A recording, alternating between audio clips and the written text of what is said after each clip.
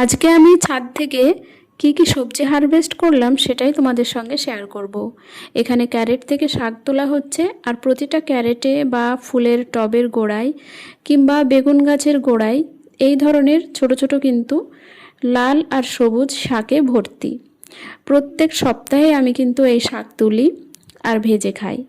আজকে দেখো একটা লাউও কেটে নিচ্ছি, আর শাক হয়েছে যেটা মোটামুটি আমাদের দুজনের খুব ভালোভাবে হয়ে যাবে।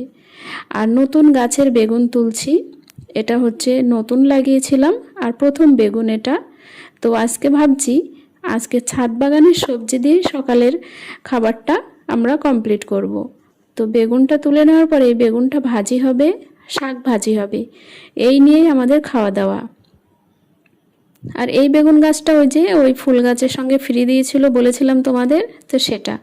আর ছাদের উপরে সকালবেলা এসে আমরা ছাদ বাগানে কিছু কাজ করি, আমি আর ইয়াসিনের পাপা, তো তার জন্য সকালবেলা ছাদেই রান্না করেছি মাটির চুলোতে।